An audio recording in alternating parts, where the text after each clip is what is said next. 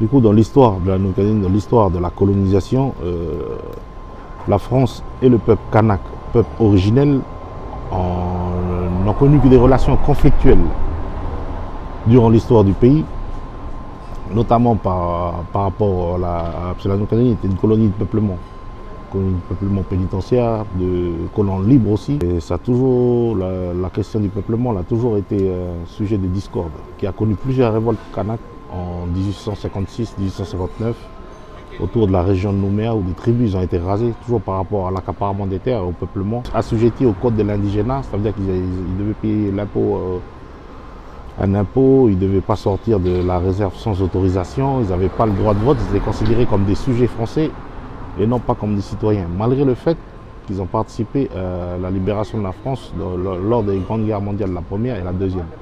Aux années 70, où il y a eu le boom du nickel. Il faut savoir que la Nouvelle-Calédonie détient des réserves métallurgiques, des réserves minières conséquentes.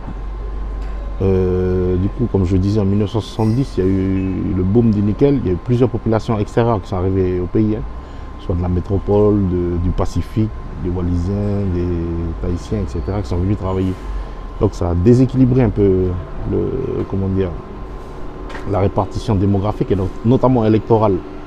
Donc les Kanaks devenaient de plus en plus minoritaires dans leur pays, se sont préparés pour faire campagne pour cette troisième consultation. C'est à cause de la crise sanitaire du Covid que le FLNKS, les indépendantistes, le Sénat coutumier ont demandé que cette consultation soit reportée pour que la campagne puisse se tenir dans des conditions sereines. Je pense que l'État français a forcé les choses pour justement nous voler notre victoire. Du coup, il a sabordé la fin de l'accord de Nouméa. C'est à partir de ce moment-là qu'on a considéré que l'État est sorti de son impartialité.